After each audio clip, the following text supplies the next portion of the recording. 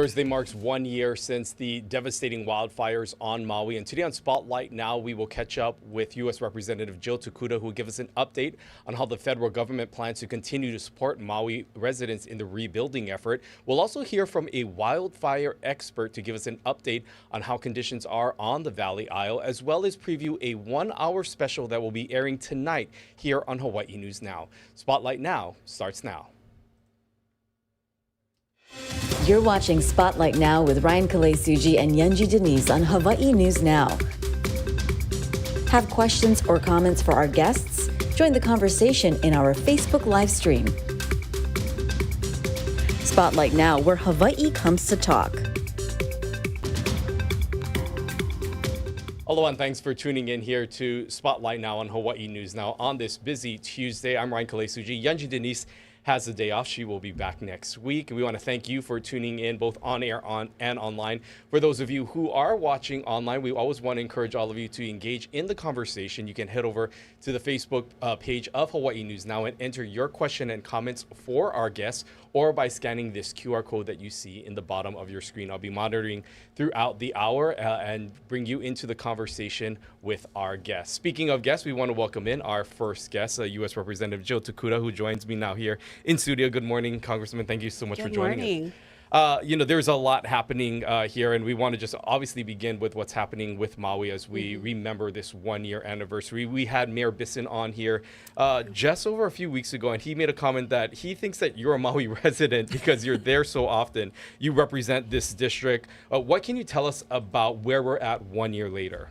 Well, I can definitely tell you it's going to be an emotional few days ahead of us. Even just leading up to this particular point, I think for many of us, I can't believe it's a year. It feels like a lot longer sometimes, and it's been very quick as well. And I think there's going to be moments for us to really remember and honor those that we lost. A town that looks nothing like many of us remember it.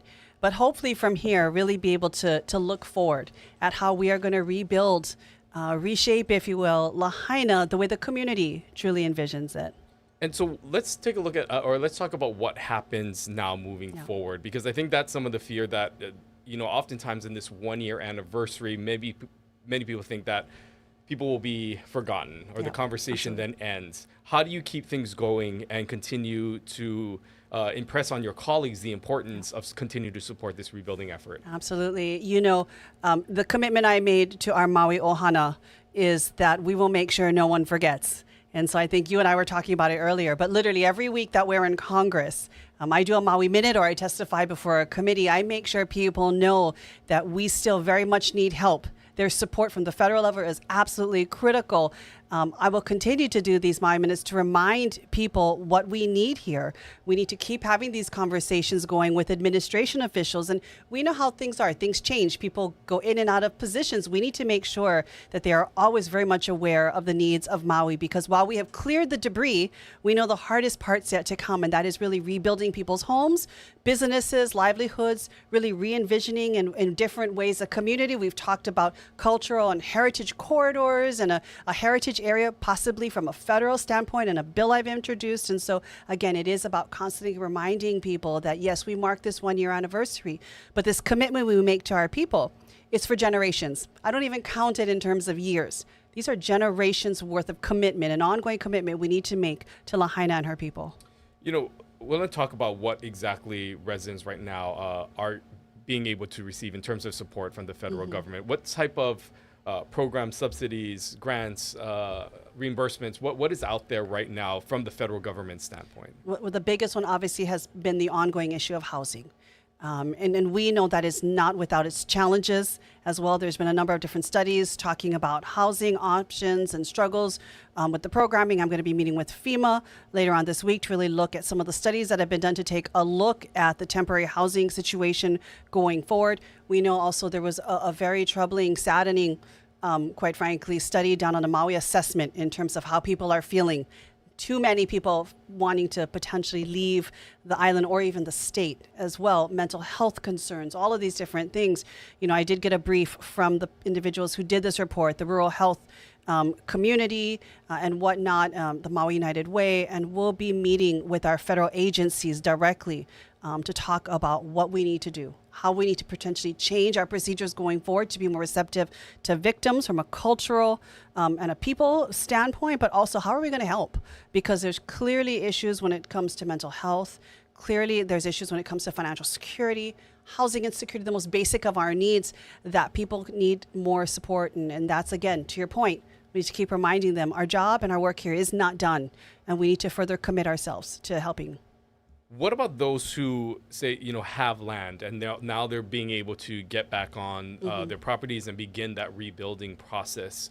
What does that plan look like moving forward? Because we know that there are going to be different opportunities for different residents based on their lots and their ability to even build. What does that overall timeline and just plan look like for the rebuilding? That's really kind of in the county's court Right. in terms of really taking a look at that approach. One of the things that I found really inspiring, and I would love for us to take a closer look at, is when I did visit Paradise, California, they had a building, I think it was a building resiliency center. I could be completely butchering the name of it, but it was a one-stop shop, a physical place where people could go and they could literally look at templates for homes. Like if you want to rebuild in this way, you don't have to worry about certain permits or whatnot. It's pre-approved, right? You can definitely do your own, but it tried to make it as easy as possible for people to, again, rebuild both their businesses and retail, a one-stop shop for other kind of services that they were eligible for based upon public support even and whatnot. And I do think that, I know that there's a resource center right now that just opened up. I went to the grand opening celebration a few weeks ago, but I do think something focused specifically on the building and development portion, that is something, even from a brick and mortar standpoint, to have somewhere on the west side would be critical to really help people. And again, we can work with the county on trying to make it as accessible and easy as possible for people to understand what comes next for them. Well, you had mentioned FEMA a little earlier, and I just want to get your assessment with how you feel they've responded to this situation, because we have seen in the past and heard from other states that have dealt with natural disasters of some of the roadblocks that they've run into with FEMA and their response time and just what the federal government has been able to provide. In your assessment, are you satisfied with the way that FEMA has responded to this wildfire? I will say this about any government agency and entity.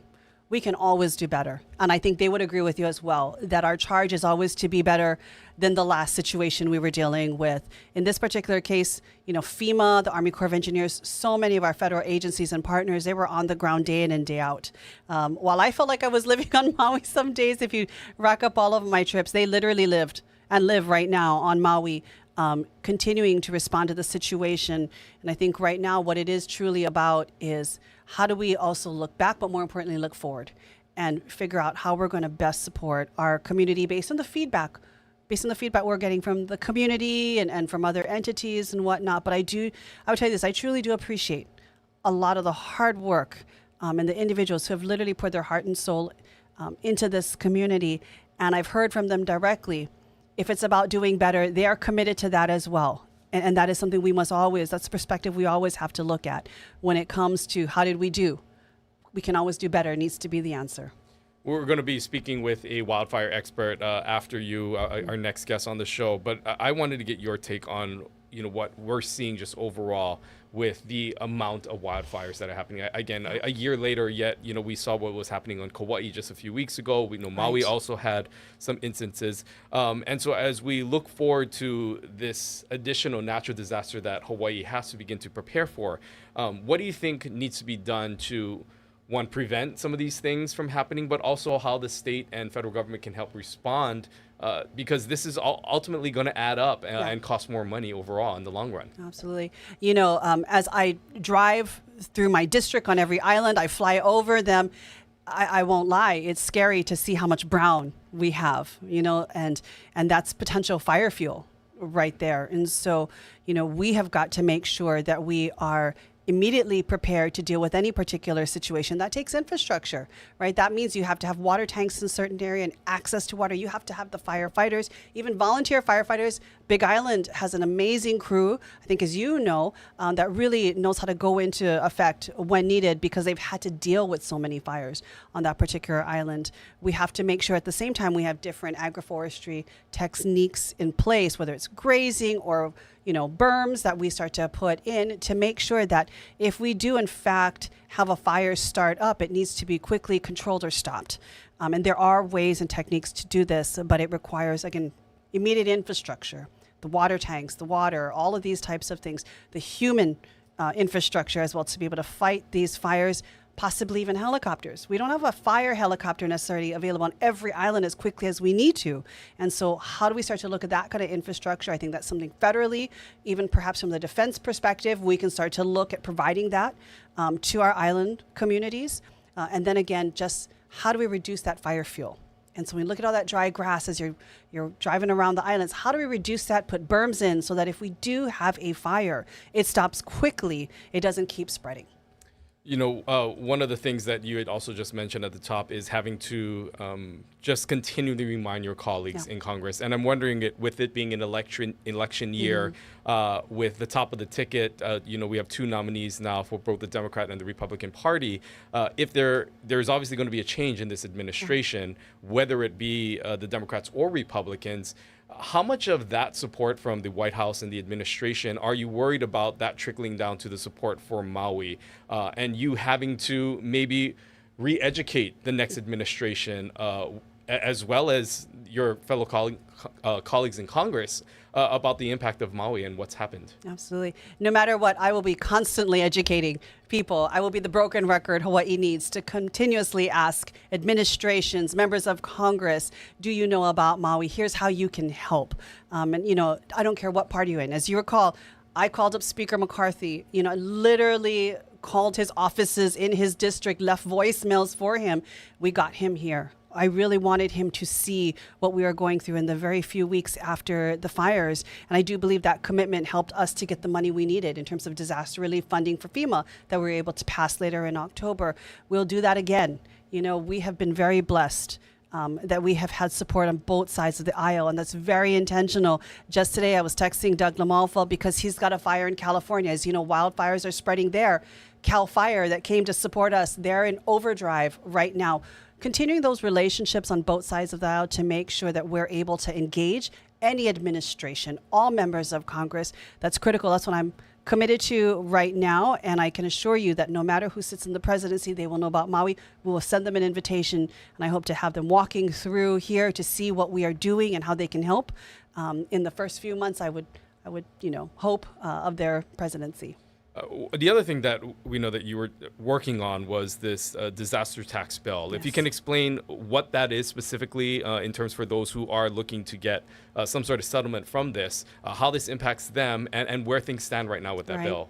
So the House actually, and I was part of it, passed a federal disaster tax relief act. Really with the focus being that whether you've been suffering from fires or you flooding or hurricane, all these other things that we see in Hawaii and across the continent, that you're not penalized any further. So for example, we have got a huge settlement, a record settlement that just came down.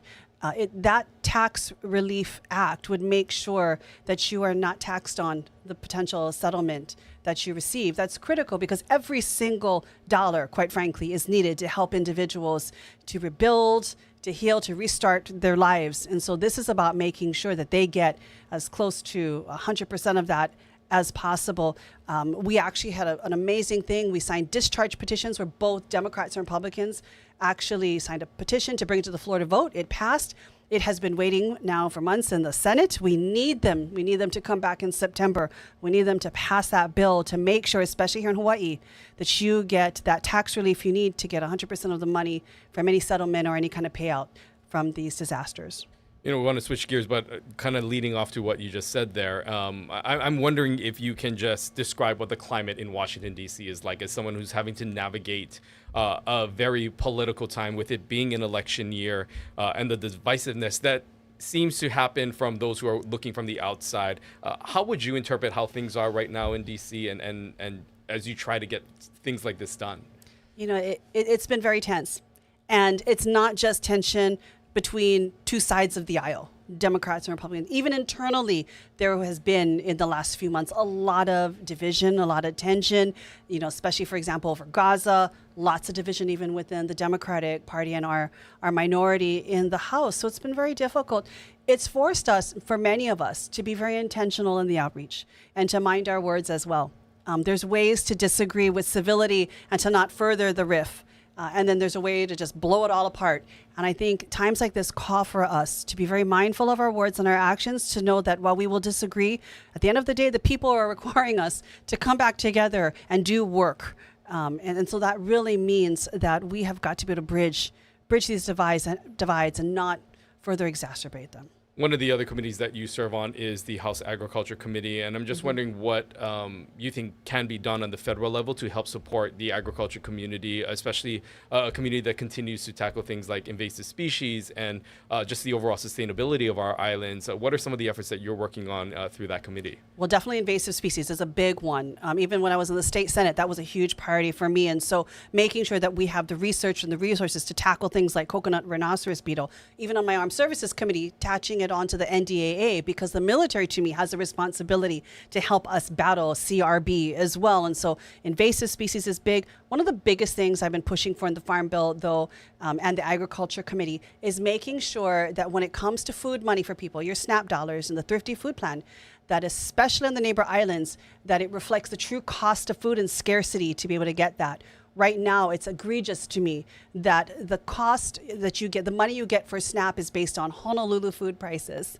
And we know that's absolutely not fair to our neighbor island communities. And so I was able to get in the Farm Bill a closer version where we would actually look at being at parity with Alaska, that has rural and urban classifications. If I had my way, every island would have its own designation of how much food costs and the ability to get it and be paid as much. And when we take a look at that type of setup, we could literally be looking at over $1 billion more over the next 5 years in food money for our people, much of it coming to our neighbor island communities. And so a lot of what I've been doing is fighting to make sure that it is reflected in the food money that our people get from Keiki to Kapuna, the true cost of how much it is to feed your family right here. When you go to the store and you look at bread and you look at lettuce and meat and other things, I want to make sure you're actually able to feed your family with what people get. And of course, supporting our local farmers. It's expensive to transport, even feed, even your crop, equipment, making sure that that reimbursement is there, and supporting small local farmers, to be able to grow their own. So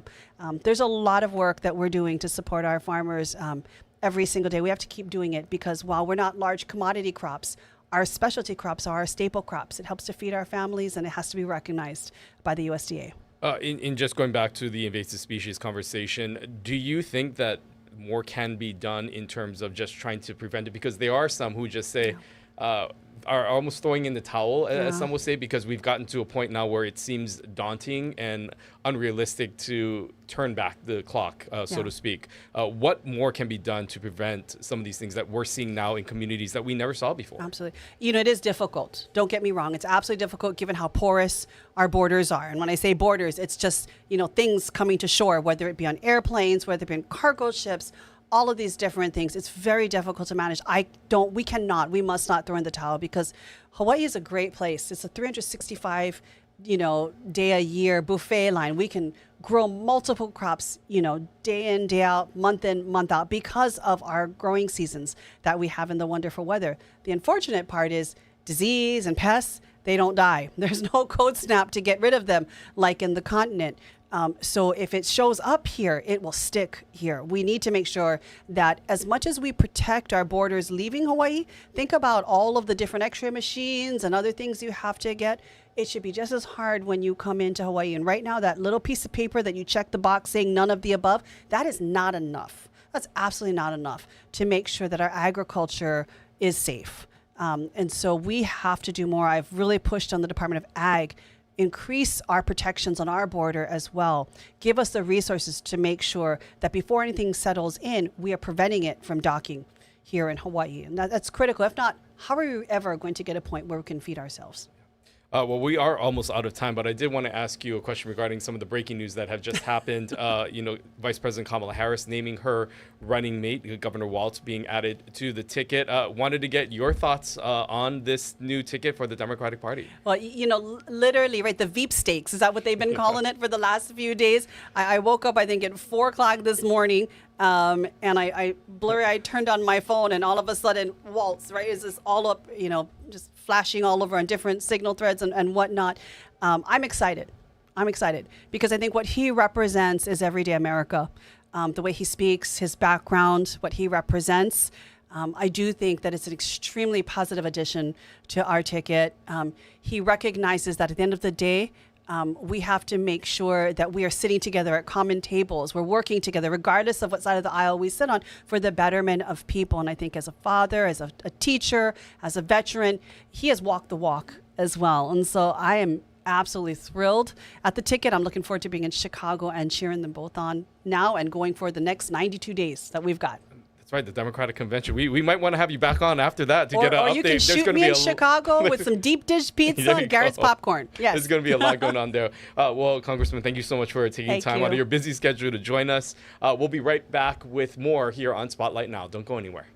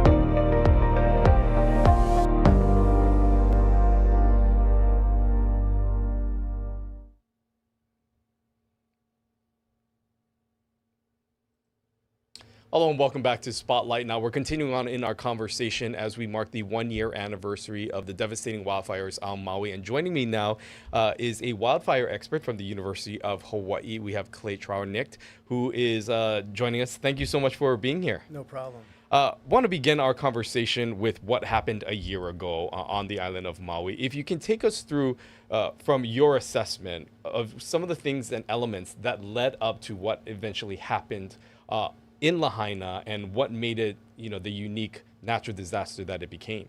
Sure. Obvious caveat first is it's still under investigation, cause of ignition. But the other elements that we do know about that were quite obvious, and in the fire world, you call this alignment, sort of the perfect storm. And it was really that high wind event, this Kaua'ula winds that really barreled down off of the mountains.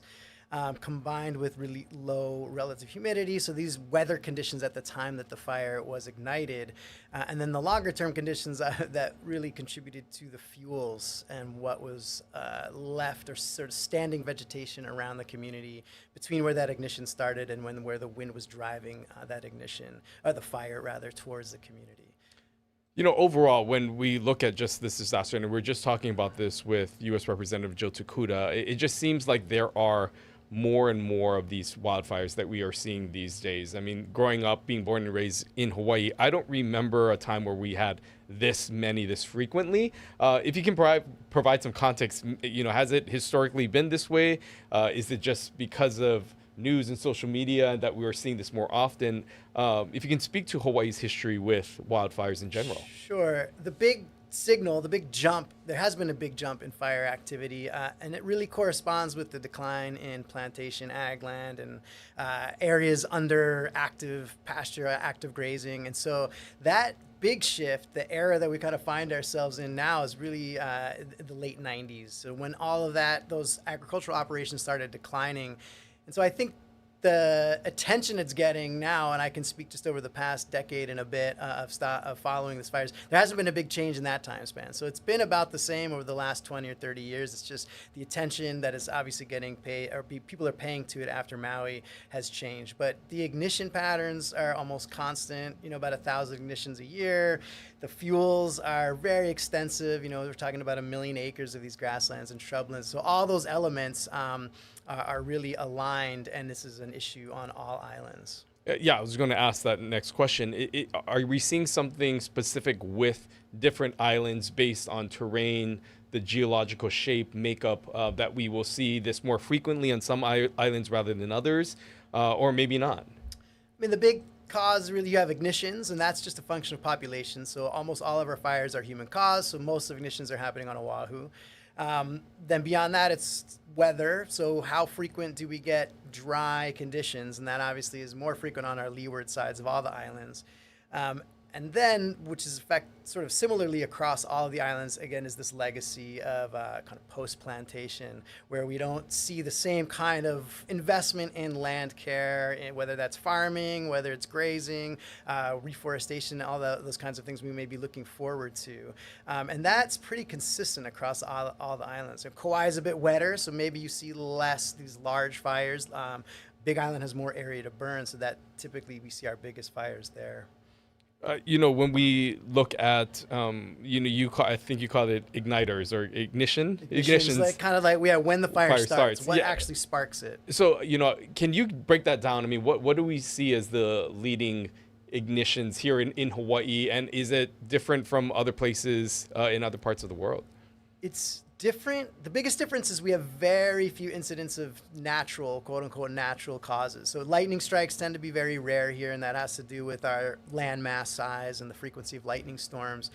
The big contributor is people. And so, you know, if you kind of break it down broadly, about 75% of those fires are accidental. So this could be using machinery, parking your car in tall grass. This could be, you know, setting fireworks when it's really dry, those kinds of ignition points. And then about 22% or so are actually considered arson. And it's hard to pinpoint for two reasons. First is that there's sort of these categories that the fire departments are obliged to report on. So some of those to specify become difficult. And then the second reason is very few of these fires are investigated. So unless you have damage caused to property, you know, you very rarely have the resources to figure out what really happened. When we look at kind of where we are at right now, and you know, being a year out from what happened in Maui often is a time for reflection as you plan forward.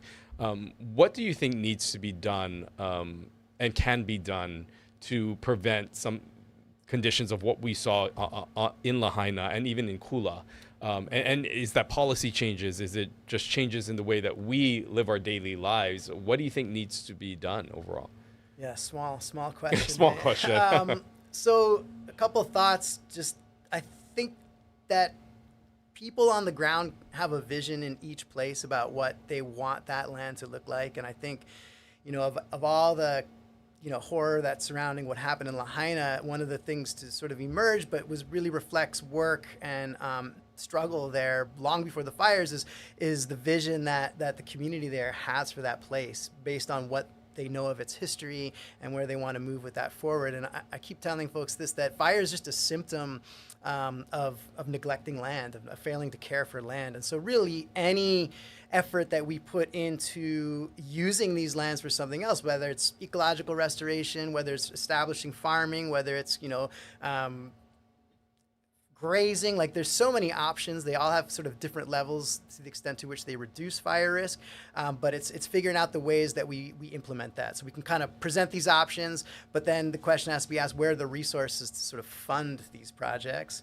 And I think a lot of that then flips to the other side of how do you have proper codes, regulations, enforcement to either compel both landowners and agencies to take action or incentivize those actions to be taken. So a bit of a maybe carrot and stick, but we really have to be thinking about, what does this enforcement look like? And then actually, what are the resources that as a society we're really willing to invest?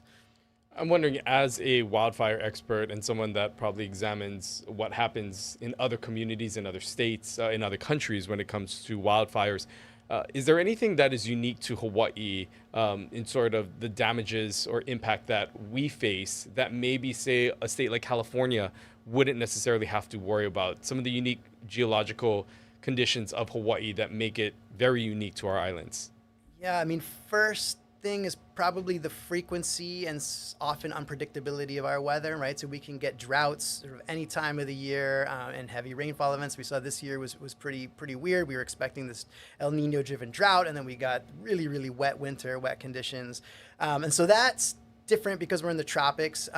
But the other thing about us being in the tropics, it actually presents some opportunities, is that we can work with the vegetation in a lot of clever ways and work with farming systems. And like there's so much knowledge of how Hawaiians persisted here for generations that we can build from that are unique to this place. And so really how we want to shape the landscapes around our community to reduce this risk builds on all of that knowledge, all of that sort of these lessons learned that have come before us.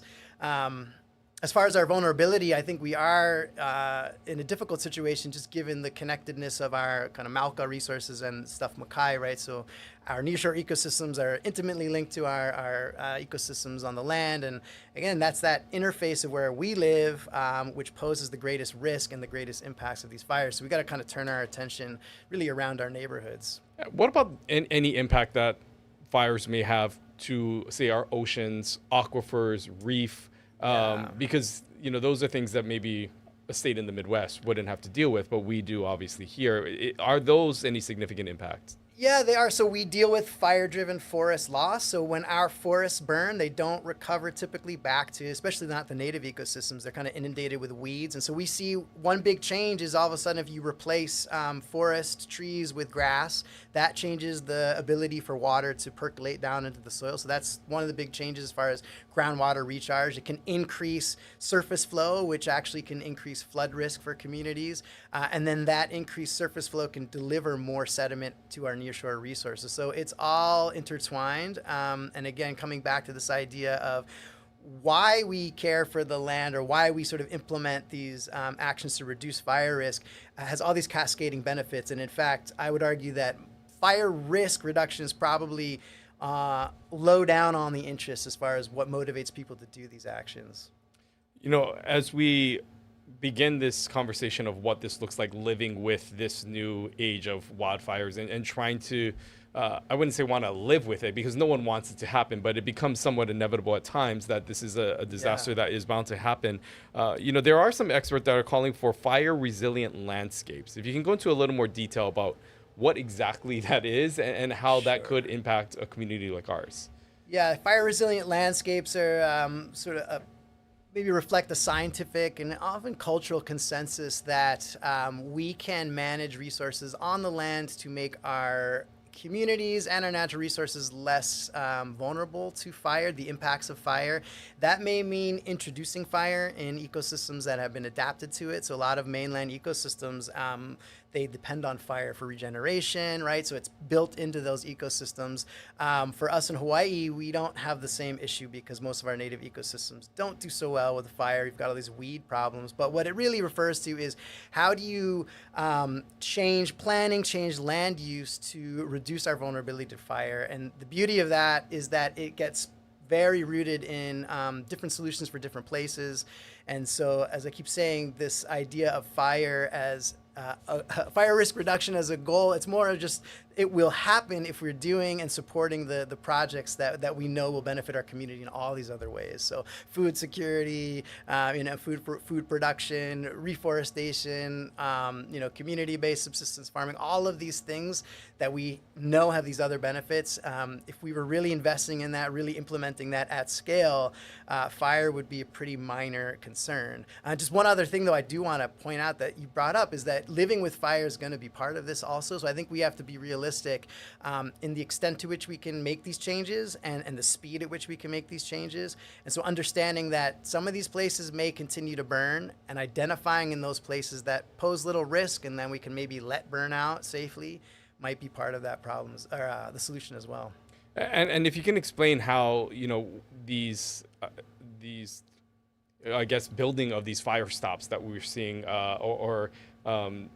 forgive me, I don't know the technical name of it, but we saw it built on Hawaii Island in Waikoloa, just other areas that can help to prevent some of these areas that are at higher risk. Would that, we would say, be the recommendation for putting in something like that as we talk about the rebuilding of Lahaina? Oh, yeah, most definitely. And I think the Congresswoman did a great job earlier of just describing some of these options that are on the table.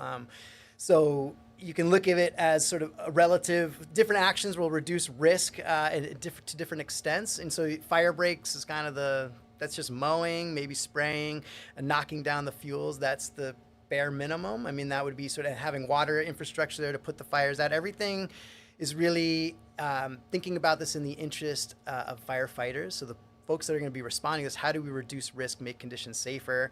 Then you can kind of move up to maybe larger scale projects that would involve grazing, right? So using animals instead of mowing and machinery and herbicides. So that can be done at larger scales, probably cheaper on the long term.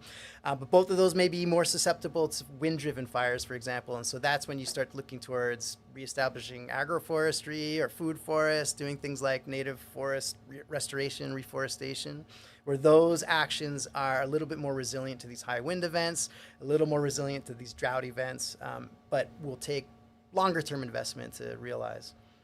I'm wondering if you can just take us back to where you were, what you were processing a year ago when these fires started breaking out. Yeah. As someone that has to follow this pretty closely, what was going on through your mind and your observations through this time? Yeah, that's a hard one. I after the fact, I think I felt a bit naive in not having thought through what would it look like. And I don't think anyone could have imagined this level of atrocity, honestly. But, never really thinking through, like, what would it be like and how would we respond and how, what would be the move forward. I mean, the immediate thing was just dropping the ball. I mean, having spoken about this, having sort of helped spell out some of the options that are on the table, and maybe all of us that work in this field that thought that, well, if the options are there, the best information is there. And again, I'm not naive to think, oh, you just listen to the scientists or something stupid like that, but more along the lines of, how do we really get people to implement things before something like this happens? And how could we have, where could we have come in different? Where could we have, raised the banner, raised the flag, and shouted louder. Definitely a lot of that ran through my head. And then obviously a lot of anger because, to be frank, it was obvious. I mean, there was nothing about Lahaina that we didn't know. I mean, there was a fire the year before from the same spot. It just happened to burn Malka. And those of us that work with native ecosystems and native plants, native snails, were really pretty hurt and hammered by that one. 2018, we lost homes in Lahaina during a hurricane, right? So this whole combination, all these sort of ingredients, we knew about them. And we're sitting there struggling with how to compel people to actually take action. And I don't think that that struggle's behind us. Like right now, it's like, okay, is this the moment? And then we can rise up and actually change the game here. And so I think everybody that has worked in it from the past is on the same page and not and really going to push as hard as we can to move this forward. But again, the other thing that we were learning is just having or been able to meet people in Lahaina that are dealing with this directly and really learning that it's supporting those visions. Like the people that live in these places have ideas. They know how to reduce this risk. They know what needs to be done. So how do we support them in getting it done? Well, thank you so much for taking time out of your day to join us here today. I mean, it's just very interesting conversations because a lot of things that we've learned over the past year with what's happened on the island of Maui, like you said, were things that were preventable. And really the question is, how do we move forward and really prevent this from happening again? So your context has been excellent today. So we thank you so much for taking time to inform us. Thanks for the opportunity. We'll be right back right after this. Stay with us.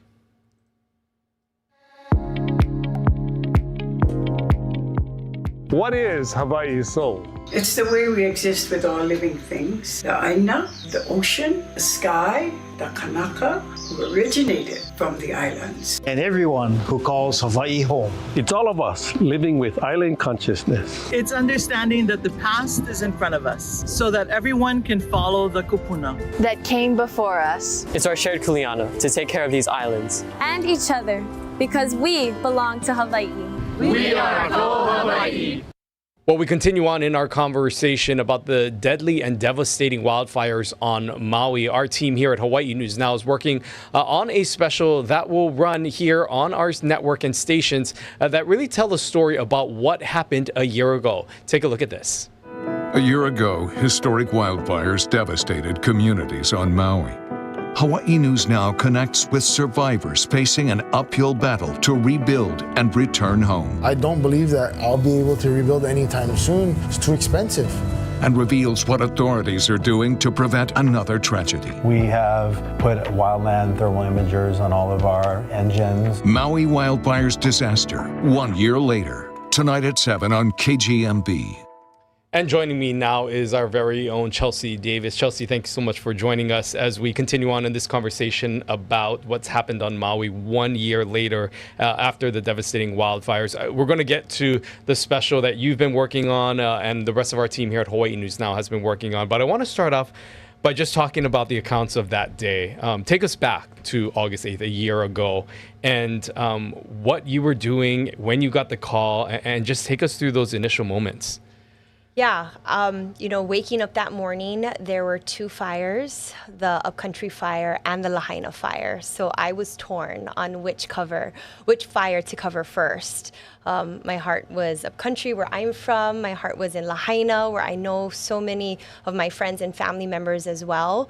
But in those early moments, I was hearing that the Lahaina fire was actually calming down. That was the early morning hours. And so I decided I'm going to go up country first because this seems to be the larger fire. I'm going to get what I need up here, and then I'm actually going to go and do my live shots in the evening, 4, 5, and 6 in Lahaina. So that was my game plan. When I got up country, it was much worse than I had imagined. The wind was so strong. We've all seen the videos. I could not hold my tripod myself. I could not hold on to my hat. I could not hold on to my wagon that I used to lug my equipment around. So I had to call friends and family to help me because I couldn't be in front of the camera and it was as windy as it was. So we called Auntie Val, who's helped us over the years, and she met me up country.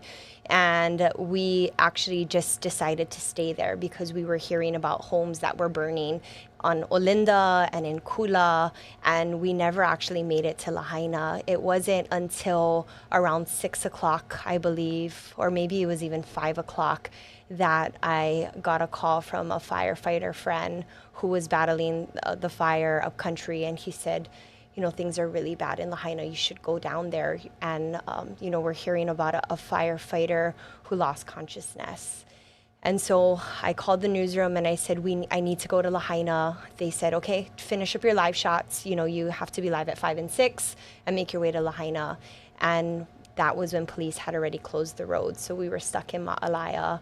and we were live there at 9 and 10, and at that time we were getting phone calls from people in the water, people who were jumping into the water, trying to escape the flames. We were getting videos sent to us, so we knew by that evening probably not how bad it was, what we know it today, but we knew it was bad, and I knew I needed to get there as soon as possible. And so when did you really get a full scope of just how bad things were in Lahaina, knowing that, you were just kind of getting these videos and messages sent to you, but when did you see it for the first time? I mean, what was that moment like? Yeah, so as I mentioned, I knew from that evening, just hearing from people in the water, saying Lahaina's gone, it's hard to wrap your mind around it in that moment. Of course, now we all know what happened, but in that moment, it's so hard to believe. Like, what do you mean Lahaina's gone? There's no way. There's no possibility. My mind couldn't fathom that. And so I had begged my producers that, I need to get there, but of course we need to inform the community of what's going on. So they said, okay, you need to be live, in our morning newscast. I didn't sleep that night. We stayed up all throughout the night just trying to gather as much information from officials as we could. And so I was live in the morning show from 4:30 that morning, and then I was able to get on a boat that took me into the west side. And I just remember seeing the devastation from the water, seeing Puamana just completely burnt. And again, it was still so hard to imagine and to fathom. I was dropped off at Mala, and I started making my way toward Front Street. And even now, it just seems like I was in a movie. I was just placed in a movie. It was just so hard to even realize what had happened. And then I met Kekua Lansford. He was the gentleman who I met on Front Street, and I told him, I said, hey brother, look, nobody on the other side knows what happened. You need to tell the world what happened. So he did an interview with me, and I feel like his interview really opened up our eyes into just how desperate and how important this was. You have a unique perspective, being someone who was born and raised on the island, was able to go back home to report and tell the stories of Maui. How were you able to separate the personal from the professional? Because there are moments there where you are seeing your community in need, you're seeing areas where you grew up and the people that suffering, but you're also having to maintain this role as a reporter. I mean, what was that balance like?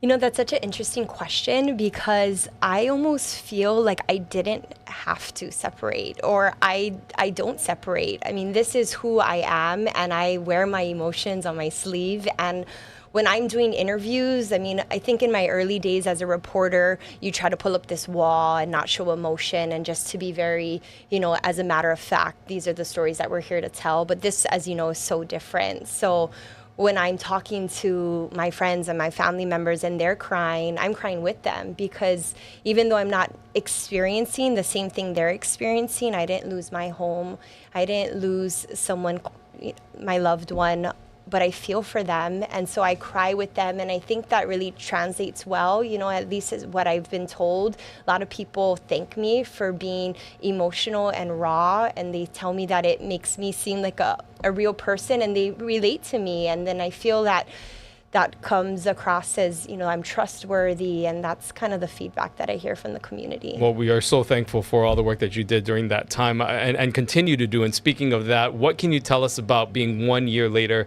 hearing from those who are still in it and struggling, living in these temporary homes?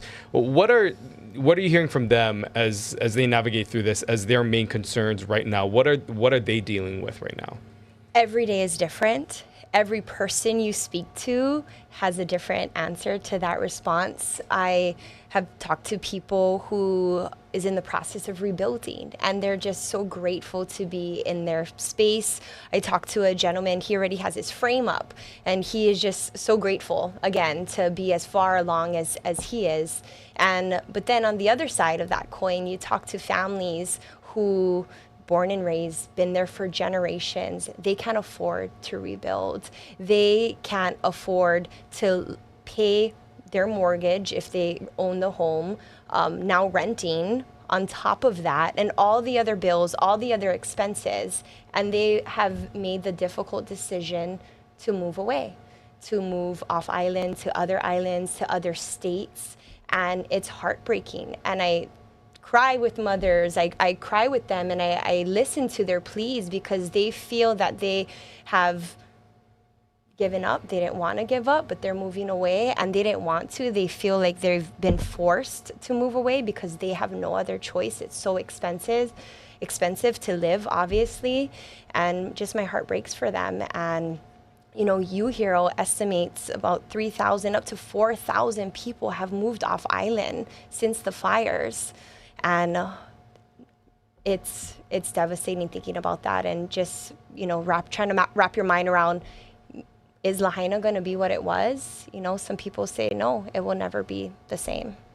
You know, when you look back at this moment and what you did a year ago, say 10 years from now, what is going to stand out in your mind as that one memory? Like, you know, I think back to my days in the field, and there's always that one story, that one interview that you're always going to remember no matter what. Was there any one standout thing that you will remember about this time?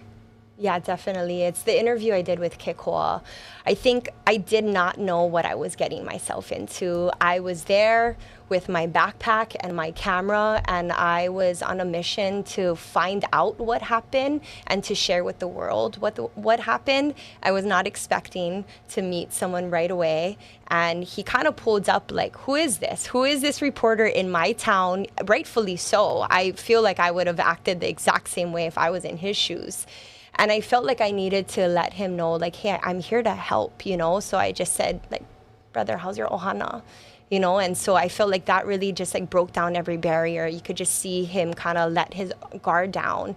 And again, I'm so grateful that he invited me into his truck, and he said, hop in, I'll show you what we're dealing with out here. And that's how I was able to see firsthand. And I knew from that moment that this was a nationwide issue. As he mentioned, this was a worldwide problem that we needed help on Maui, and we still need help a year later. Speaking of a year later, the team here has been working on a special that will run, that will talk a little bit more about some of the stories you shared and other reporters shared during this time. What can you tell us about what people can expect about this special? I have to say I've watched much of it, and it's very emotional, just kind of reliving those days. And so maybe, you know, watch it with a disclaimer, because even me, and I wasn't in the fire, but still kind of seeing those images, listening to those phone calls, it's still kind of triggering. So I think just preparing yourself, you know, that this is going to be a hard story, but important story to watch. I caught up with Kikoa again, how he's doing a year later. I talked to the Mailao Ohana, who born and raised on Maui. Family has been there for generations. They have since moved to Tennessee because they can no longer afford to move back home or to live at home, so they've moved away. That is a really emotional story. And, you know, other reporters as well have been working so hard. We talked to upcountry families and what they faced. You know, they faced their own challenges as well. We talk about the rebuilding. What does that look like? What do the people of Lahaina want that to look like? And so we try to talk to as many families, cover as many topics, address as many issues as we can. Finally, you know, through all of this, there has also been just a lot of hope and a lot to look forward to. What has been something that gives you hope? Or, you know, I know you recently also went to follow some families to Disneyland. I mean, that was also very encouraging. But beyond some of those stories, what are some of the hopeful messages that you will continue to take with you? Yeah, you know, I think I have to remain hopeful. That's the only way I know how to move forward. And I love doing my job. I love meeting different type of people and talking to different types of people and sharing their stories. And so I have to believe that we will get through this. That's what keeps me going. And just, you know, talking to these families about how they envision Lahaina and what they want Lahaina to look like. You know, we often talk to Keomoku Kapu, who is a cultural practitioner, and he, and with so many others, has this vision of bringing the water back to Lahaina. And Lahaina was once, you know, the capital of the kingdom. And so just hearing those stories and talking to those types of people give me so much hope that I think if everyone on Maui, I mean, and around the state, around the country, whoever wants to help, if we all stick together and have one vision and move together, move forward together, I think that those dreams and those visions and those hopes can be achieved. Well, we're certainly looking forward to that special that will be airing. And thank you for all the hard work that you've done and continue to do on Maui. Chelsea Davis, thanks so much for joining us. Thank you. We'll be right back right after this. Spotlight Now with Yunji Denise and Ryan Kalesuji. Connecting you with newsmakers from throughout our islands. Going in depth with Hawaii's leaders and taking your questions live. Spotlight Now, where Hawaii comes to talk. Again, we want to thank Chelsea Davis for not only joining me here today to share more about her experiences on the island of Maui, but just for all the hard work that she and the rest of the Hawaii News Now crew did during that time in getting that critical information out. It was really compelling to hear from her and just hearing the firsthand account of what they experienced as they realized just how bad things were on the island of Maui in trying to cover that fire. Again, we want to remind all of you that that special airs tonight on KGMB at 7 p.m. or you can also watch them on all that special on all of the streaming platforms of Hawaii News Now as we remember what things were like 1 year ago and get an update on how residents on Maui are beginning that rebuilding process. We also heard earlier in the show from our U.S. Representative Jill Tokuda, who updated us on the efforts that she continues to make in Washington, D.C. to, you heard from her, really remind her colleagues on a weekly basis of the impacts that these fires have had to the community of Maui. She said, and she stressed the importance of her Maui Minute on the floor of the House to help educate her colleagues about the need and to continue to remind them of the efforts that are going to be needed. She talked about a number of things that the U.S. congressional delegation is continuing to do to help support residents after. She mentioned the support that they have received from FEMA, saying that they have done a great job in really mobilizing the organization and the entity to really help and support those Maui residents. This is a statement that we've also heard from other officials on Maui, and they're really overall impression and positive response that they say that FEMA has had so far in this process, but no doubt they will continue to play a critical role in this rebuilding effort. We also heard from the Congresswoman about some potential other bills that she is trying to introduce, including this the settlement tax bill that will really lift any taxes from those residents who are looking for some sort of settlement to be able to really make whole some of the settlement that they are hoping to receive during this process. We also heard from our guest, University of Hawaii scientist and wildfire expert Clay Trauerneck, who talked to us about the conditions on that day back a year ago in Lahaina and what ultimately led up to what we saw. A really compelling conversation. I encourage any of you who may be interested in learning more about just the impacts of this fire and what the future of Hawaii's wildfire looks like to go back and watch his portion of the interview, because he really provided some context about the history of wildfires in Hawaii and what it looks like moving forward. We want to encourage you to continue to engage with us here on Spotlight Now by sharing this show and, of course, commenting on our show as we continue to stream it on Facebook. But next week, we will be focusing on agriculture and speaking with the leaders in this industry to talk more about invasive species and the impact to our community. We leave you now with a beautiful shot of Honolulu looking out from the Kaka'ako skyline.